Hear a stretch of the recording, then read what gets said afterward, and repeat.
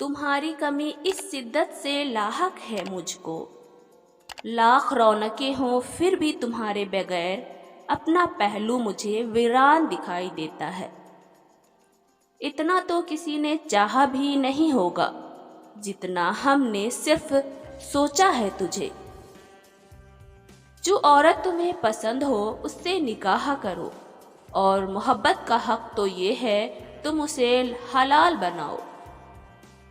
बहुत खुश नसीब होते हैं वो लोग जिनके हाथों में मिलने के बाद बिछड़ने की लकीरें नहीं होती। एक लड़की अंधा एतमाद बाप के बाद अपने मनपसंद शख्स पर करती है।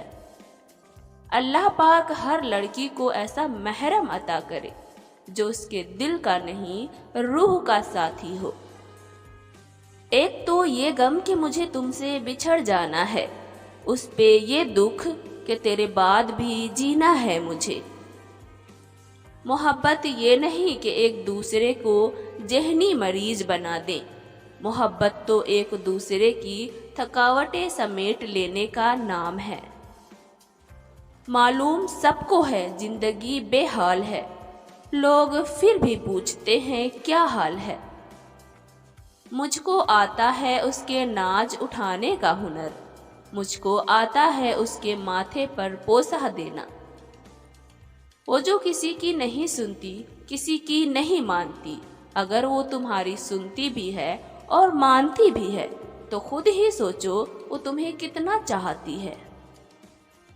काश हम इकट्ठे बैठे हों और फकीर आकर कहे खुदा जोड़ी सलामत रखे। मैंने उसके कान में सरगोशी की, मैं तुमसे प्यार करता हूँ। उसने खुशी से कहा, उसे मेरे दूसरे कान में दोहराएं ताकि मैं अपना तवाज़ुन बहाल कर सकूं। हम मोहब्बत करते ही क्यों हैं जब जानते हैं कि बिछड़ जाना है एक दिन।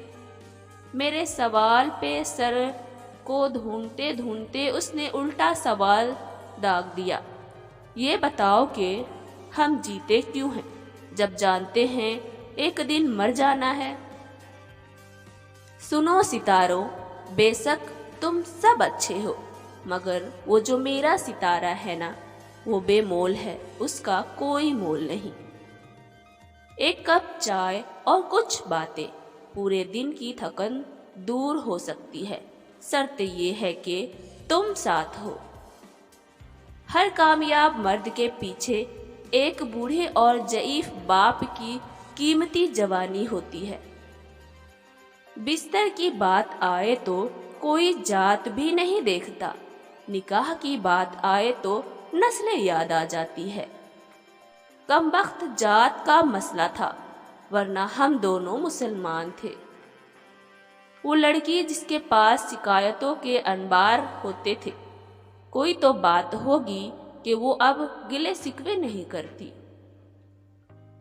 औरत की इतनी वफा काफी नहीं कि वो तुम्हारे साथ जन्नत तक के ख्वाब देखती है, जबकि तुम उसे पहलू में बिठा कर भी 3 बीवियों के ख्वाब देख रहे होते हो।